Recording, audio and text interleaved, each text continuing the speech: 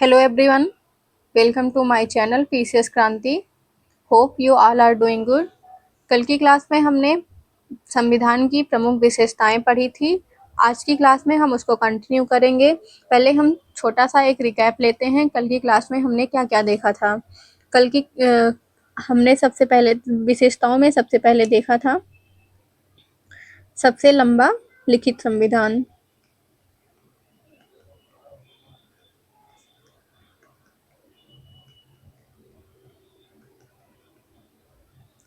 जिसमें हमने देखा था कि हमारे संविधान में एक प्रियम्बल है, 470 आर्टिकल, 25 पार्ट्स और 12 शेड्यूल हैं, जिसकी वजह से हमारे हमारे जो संविधान का आकार है वो सबसे लंबा और लिखित संविधान हो गया है। हमने दूसरी जो विशेषता देखी थी वो थी हमारी विभिन्न स्रोतों से विहित, जिसमें हमने देखा था हमारे मौलिक अधिकार यूएसए से लिए गए हैं, राज्य के नीति निर्देशक तत्व,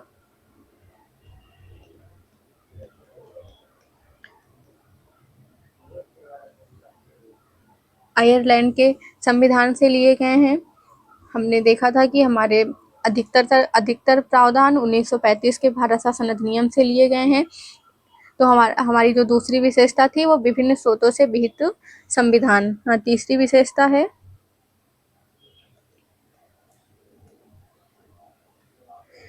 नम्यता।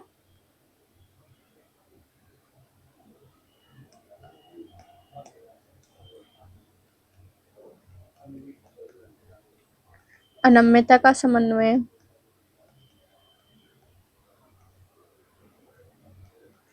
हमने देखा था संविधान को नम्यता एवं अनम्यता के प्रकार में दो प्रकार में बांटा जा सकता है, जिसमें हमारा संविधान ना तो नम्य संविधान है एवं ना ही अनम्य संविधान है, बल्कि हमारा संविधान नम्यता एवं अनम्यता का समन्वय है। क्योंकि हमारे संविधान में कुछ प्रावधान साधारण बहुमत के द्वारा चेंज किए जा सकते हैं और कुछ प्रावधानों के लिए हमें विशेष बहुमत की जरूरत होती है, इसलिए हमारा संविधान नम्यता एवं अनम्यता का समन्वय है। चौथी जो विशेषता हमने देखी थी वो थी एकात्मकता की ओर झुकाव के साथ।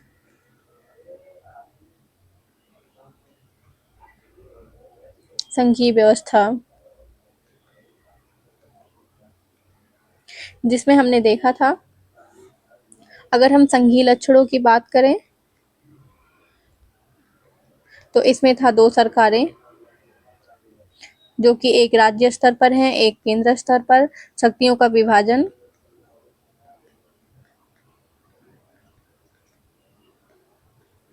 संविधान की सर्वोच्चता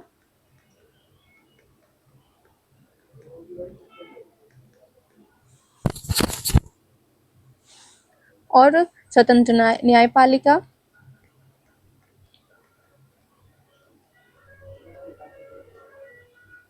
एवं द्विसदनीयता।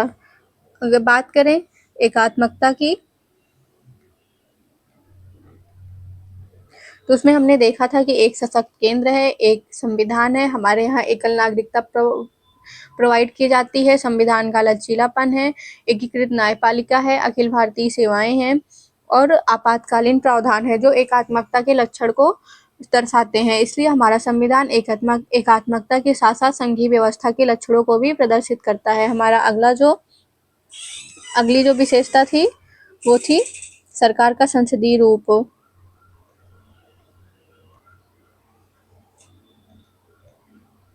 हमें पता है कि दो प्रकार की सरकार होती हैं, जिसमें एक अध्यक्षीय सरकार होती है, दूसरी संसदीय। हमारा जो संविधान है वो संसदीय रूप को फॉलो करता है, जिसमें एक नाम मात्र का कार्यपालक होता है और एक वास्तविक कार्यपालक होता है। इसमें बहुमत दल की सत्ता होती है, विधायिका के समक्ष कार्यपालिका की संयुक्त जवाबदेही होती है, विधायिका में मंत्रियों की सदस्यता होती है, प्रधानमंत्री या मुख्यमंत्री का नेतृत्व होता है, निचले सदन का विघटन होता है। इसलिए हमारे संविधान को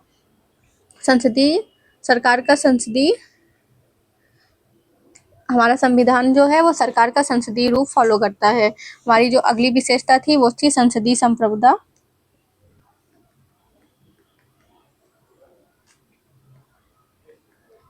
एवं न्यायिक सर्वोच्चता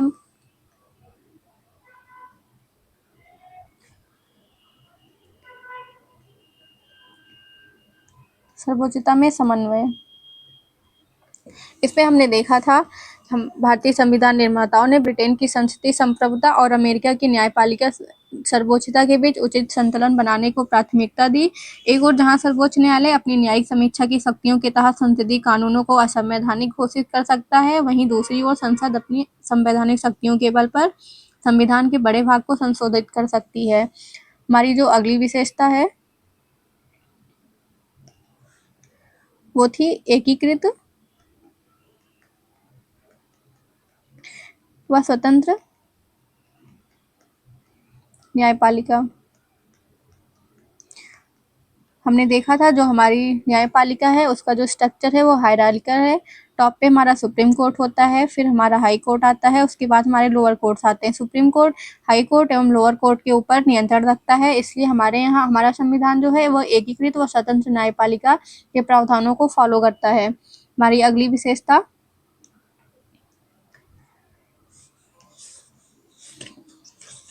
मौलिक अधिकार,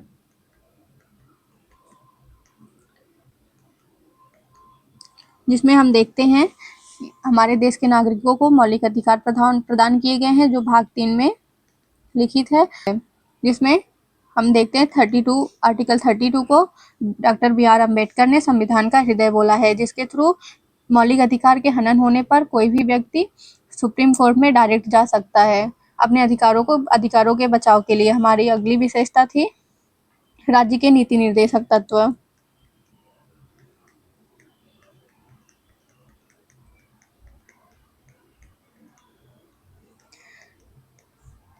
ये सिद्धांत, इनका जो नेचर है ये नैतिक है। सरकार जब भी अपनी नीतियां बनाएंगी वो अब इन तत्वों को अपने नीतियों में शामिल कर सकती है। ये इन्फोर्सेबल नहीं है। सरकार चाहे तो इनको फॉलो कर सकती है। अगर परिस्थितियां विपरीत हैं तो सरकार इनको अवॉइड भी कर सकती है। हमारी अगली जो विशेषता थी वो थे मौलिक कर्तव्य।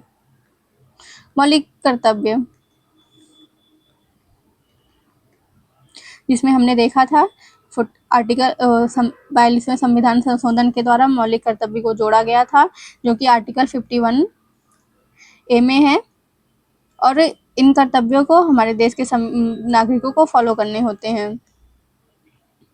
आज की क्लास में हम जो हमारी अगली विशेषता है उसको यहाँ से स्टार्ट करेंगे, जो कि है हमारी एक धर्मनिरपेक्ष राज्य। भारत का संविधान धर्मनिरपेक्ष है, इसलिए यह किसी धर्म विशेष के भारत के धर्म के तौर पर मान्यता नहीं देता है। संविधान के निम्नलिखित प्रावधान भारत के धर्मनिरपेक्ष लक्षणों को दर्शाते हैं। वर्ष 1976 के 42वें संविधान संशोधन द्वारा संविधान की प्रस्तावना में धर्मनिरपेक्ष शब्द को जोड़ा गया। प्रस्तावना हर भारतीय नागरिक की आस्था, पूजा अर्चना व विश्वास की स्वतंत्रता की रक्षा करती है। किसी भी व्यक्ति को कानून के समक्ष समान समझा जाएगा और उसे कानून की समान सुरक्षा प्रदान की जाएगी।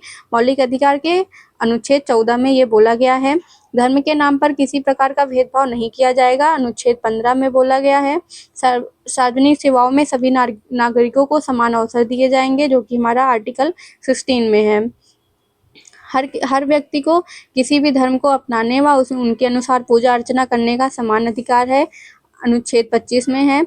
हर धार्मिक समूह अथवा इसके किसी हिस्से को अपने धार्मिक मामलों के प्रबंधन का अधिकार है, अनुच्छेद 26 में है। किसी भी व्यक्ति को किसी भी धर्म विशेष के प्रचार के लिए किसी प्रकार के कर देने के लिए बाध्य नहीं किया जाएगा, अनुच्छेद 27। किसी भी सरकारी शैक्षिक संस्थान में किसी प्रकार के धार्मिक निर्देश नहीं दिए जाएंगे, अनुच्छेद 28। नागरिकों के किसी भी वर्ग को अपनी भाषा, लिपि अथवा संस्कृति को संरक्षित रखने का अधिकार है, अनुच्छेद 29। अल्पसंख्यकों को अपनी पसंद के शैक्षिक संस्थानों की स्थापना करने और उन्हें संचालित करने का अधिकार है, ये हमारे अनुच्छेद 30 में दिया गया है।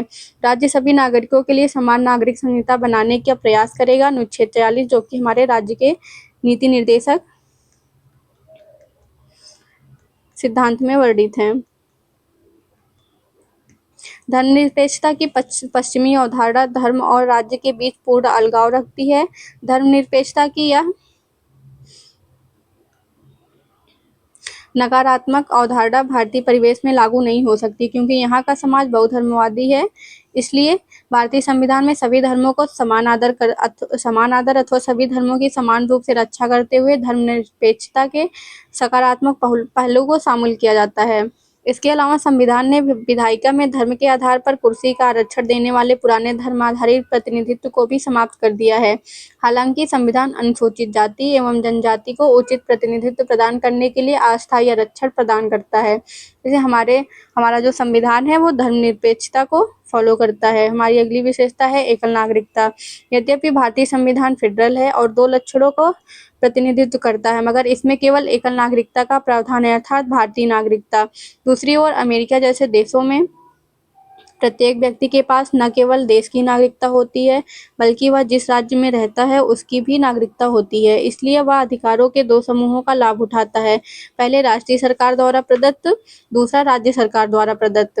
भारत में सभी नागरिकों को, चाहे वो किसी भी राज्य में पैदा हुए हों या रहते हों, संपूर्ण देश में नागरिकता के समान राजनीतिक और नागरिक अधिकार प्राप्त होते हैं और उनमें कोई भेदभाव नहीं किया जाता है।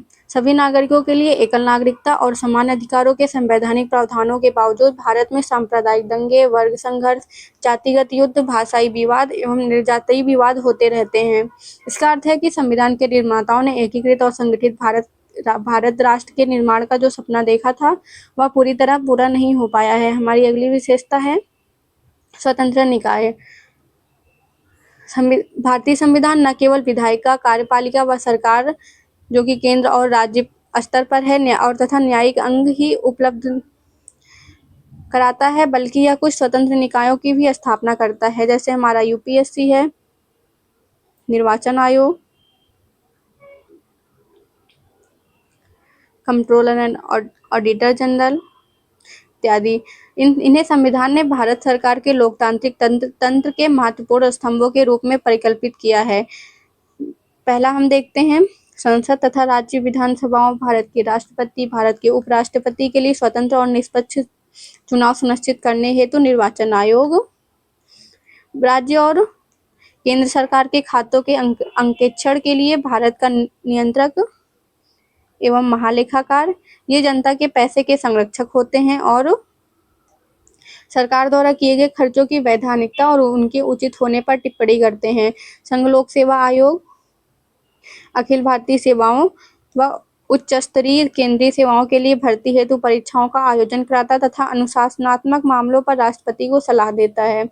राज्य लोक सेवा आयोग, जिसका हर काम राज्य सेवाओं के लिए भर्ती हेतु परीक्षाओं का आयोजन करना व अनुशासनात्मक मामले पर राज्यपाल को सलाह देना है। विभिन्न प्रावधानों जैसे कार्यालय की सुरक्षा, निर्धारित सेवा शर्तें, भारत की संचित निधि पर भारित विभिन्न व्यय आदि के माध्यम से संविधान इन निकायों की स्वतंत्रता सुनिश्चित करता है। हमारी जो अगली विशेषता है वह है आपातकालीन प्रावधान। आपातकाल की स्थिति से प्रभावशाली ढंग से निपटने के लिए भारतीय संविधान में राष्ट्रपति के लिए बृहद आपातकालीन प्रावधानों की व्यवस्था है।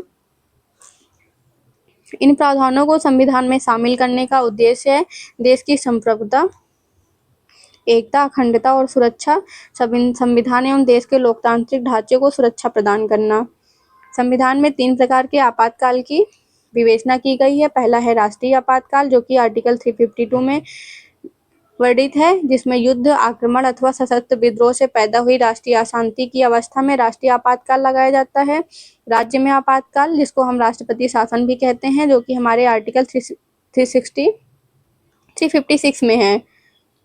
राज्यों में संवैधानिक तंत्र की असफलता या केंद्र के निर्देशों का अनुपालन करने में असफलता। जब कोई राज्य संविधान में लिखे गए प्रावधानों को अपने देश में लागू नहीं कर पाता है तो वहाँ उस स्थिति में राष्ट्रपति शासन लगा दिया जाता है। तीसरा हमारा है वित्तीय आपातकाल। भारत की वित्तीय स्थिरता एवं प्रत्यय संकट से निपटने के लिए देश में वित्तीय आपातकाल घोषित किया जा सकता है, जो कि अनुच्छेद 360 में है। अभी तक हमारे देश में कोई भी वित्तीय आपातकाल नहीं लगा है। आपातकाल के दौरान देश की पूरी सत्ता केंद्र सरकार के हाथों में आ जाती है और राज्य केंद्र के नियंत्रण में चले जाते हैं। इससे संविधान में संशोधन किए बगैर देश का ढांचा संघीय से एकात्मक हो जाता है। राजनीतिक तंत्र का संघीय सामान्य परिस्थितियों के दौरान संघीय से सामान्य हम देखते हैं कि सामान्य परिस्थितियों में जो हमारे राजनीतिक तंत्र का ढांचा है वो संघीय होता है, लेकिन जब आपातकाल की स्थिति होती है तो उस समय हमारे देश का जो राजनीतिक तंत्र है वह एकात्मक हो जाता है। इसलिए यह भारतीय संविधान की एक अद्वितीय विशेषता है। हमारी अगली जो विशेषता है वह त्रिस्तरीय सरकार है। मूल रूप से अन्य संघीय संविधानों की तरह भारतीय संविधान में 2 स्तरीय राज्य व्यवस्था, केंद्र व राज्य और संगठन के संबंध में प्रावधान तथा केंद्र एवं राज्यों की शक्तियां अंतर्विष्ट थी। बाद में वर्ष 1992 में 77वें संविधान एवं 74वें संविधान संशोधन ने 3 स्तरीय सरकार का प्रावधान किया गया, जो विश्व के किसी और संविधान में नहीं है। संविधान के एक नए भाग 9वें एवं नई अनुसूची ग्रामी जोड़कर वर्ष 1992 के 73वें संविधान संशोधन के माध्यम से पंचायतों को संवैधानिक मान्यता प्रदान किया गया। इसी में एक नया भाग 9A जोड़ा गया। इसी प्रकार से 74वें संविधान संशोधन विधेयक 1992 ने एक नए भाग 9A तथा नई अनुसूची 12वीं को जोड़कर नगर पालिकाओं, जिसमें शहरी स्थानीय सरकारों को संवैधानिक मान्यता प्रदान की। हमारा अगला जो विशेषता है वह है सहकारी समितियां। 97वां संविधान संशोधन अधिनियम 2011 ने सरकारी समितियों को संवैधानिक दर्जा और संरक्षण प्रदान किया। इस संदर्भ में इसमें निम्न 3 परिवर्तन हुए। इसमें सहकारी समिति गठित करने के अधिकार को मौलिक अधिकार बना दिया आर्टिकल 19 के थ्रू। इसने एक नया राज्य का नीति निर्देशक तत्व जोड़ा जो सरकारी समितियों के प्रोत्साहन देने के लिए, जो कि आर्टिकल 43 में है। इसने संविधान में एक नया भाग 9B जोड़ा, जिसमें सहकारी समितियों शीर्षक से अनुच्छेद 243 ZH से लेकर 243 ZT तक है। नया भाग 9B के अंतर्गत अनेक ऐसे प्रावधानों के द्वारा सुनिश्चित किया गया कि देश भर में सरकारी समितियां लोकतांत्रिक, व्यावसायिक, स्वायत्त ढंग से तथा आर्थिक मजबूती के साथ कार्य करें। यह संसद को अंतर्राज्य सरकारी समितियों तथा राज्य विधायिकाओं को अन्य सरकारी समितियों के लिए उपयुक्त कानून बनाने की शक्ति प्रदान करता है। हमारी क्लास यहाँ पे समाप्त होती है। आपको हमारी क्लास कैसी लगी कमेंट करके ज़रूर बताएं। पीसीएस क्रांति यूट्यूब चैनल को सब्सक्राइब करें। अगर आपको इस क्लास की PDF चाहिए तो टेलीग्राम लिंक को ज्वाइन करें। धन्यवाद।